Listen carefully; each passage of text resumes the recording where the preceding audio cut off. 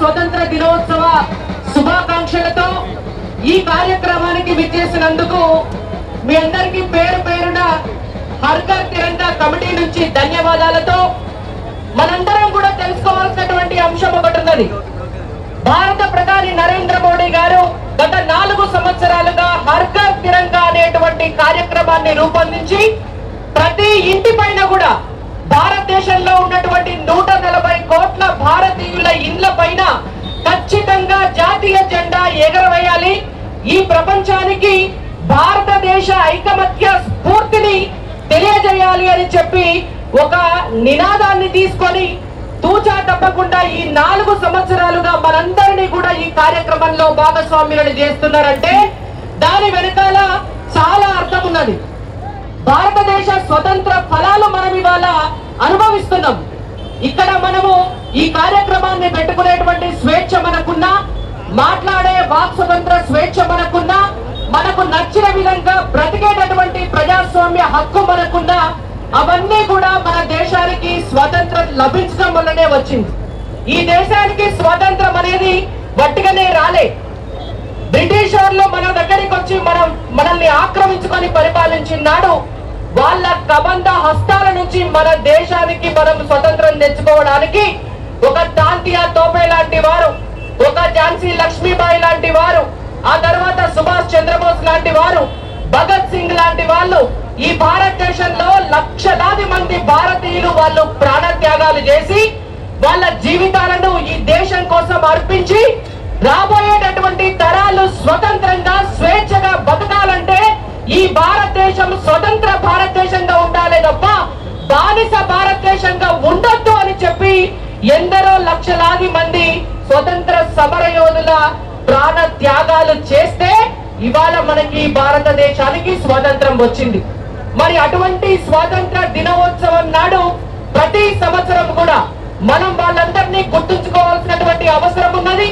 గుర్తుంచుకోవడమే కాకుండా వాళ్లకు నివాళులు అర్పించడమే కాకుండా వారు అందించినటువంటి జాతీయ స్ఫూర్తి ఆనాడు కులాలకు అతీతంగా, మతాలకు అతీతంగా, వర్గాలకు అతీతంగా, ప్రాంతాలకు అతీతంగా ప్రతి భారతీయుడు కూడా నడుం కట్టి స్వతంత్ర సమర యోధుల స్వతంత్ర ఉద్యమంలో పాల్గొన్నారు.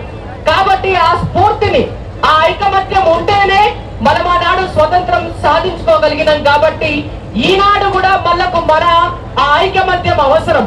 నరేంద్ర మోడీ గారు ప్రధానమంత్రి అయిన తర్వాత ఈ 11 సంవత్సరాల కాలంలో భారతదేశంలో ఉన్నటువంటి ప్రతి ఆఖరి పౌరుడి వరకు కూడా ఆనాడు అంబేద్కర్ గారు రాసినటువంటి రాజ్యాంగ ఫలాలు అందాలనేటువంటి ఉద్దేశంతో ఇవాళ భారతదేశాన్ని ఐక్యంగా ఉంచి ప్రతి వర్గానికి, ప్రతి కులానికి, ప్రతి మతానికి కూడా ఆ రాజ్యాంగ ఫలితాలను అందించే దిశగా ముందుకు తీసుకుపోతున్నారు. కాబట్టి ఇవాళ ప్రపంచంలో భారతదేశం 3వ అతిపెద్ద ఆర్థిక సంపత్తి కలిగినటువంటి దేశంగా ఎదిగింది.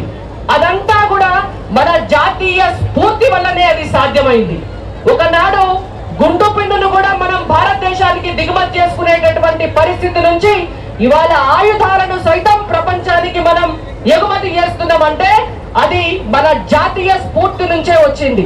ఇవాళ మనం వాడే సెల్ ఫోన్లు కావచ్చు, డిజిటల్ ఇండియా పేమెంట్స్ కావచ్చు, ఇవాళ మనం ఇక్కడ తయారు చేసుకున్నటువంటి ఈ జెండాలు కావచ్చు, ఇవన్నీ కూడా ఈ జెండాలు భారతదేశంలో తయారయ్యే జెండాలకు కావాల్సినటువంటి మెటీరియల్ కూడా ఒకనాడు మనం ఇతర దేశాల నుంచి ఇంపోర్ట్ చేసుకున్నాం.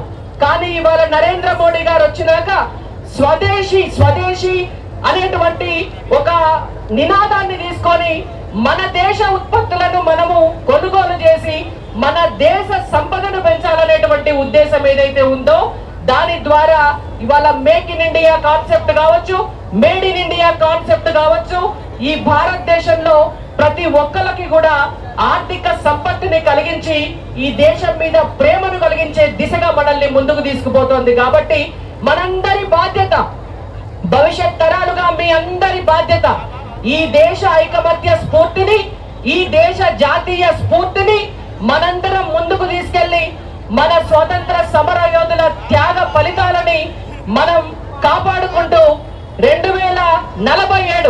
1947లో మనకు స్వాతంత్రం వస్తే 100 సంవత్సరాలు పూర్తి చేసుకునే 2047 నాటికి ఈ భారతదేశం ప్రపంచంలోనే అతి పెద్ద ఆర్థిక స్థిరత్వం కలిగినటువంటి దేశంగా విశ్వ గురువుగా రూపొందాలంటే దాంట్లో మనందరి భాగస్వామ్యం కూడా ఉండాలి. కాబట్టి నరేంద్ర మోడీ గారి పిలుపుని అనుసరించి ఈ దేశంలో ఉన్నటువంటి పౌరులుగా మన బాధ్యతలను మనం నిర్వర్తించి మనం అందరి ఇళ్ల పైన కూడా జాతీయ జెండాలను కట్టి ఈ జాతీయ స్ఫూర్తిని ముందుకు తీసుకెళ్లాల్సిందిగా మీ అందరికీ కూడా తెలియజేస్తూ ఈ కార్యక్రమానికి విచ్చేసినందుకు మీ అందరికీ ధన్యవాదాలు. భారత్ మాతాకి, భారత్ మాతాకి, హర్ ఘర్ ధన్యవాదాలు.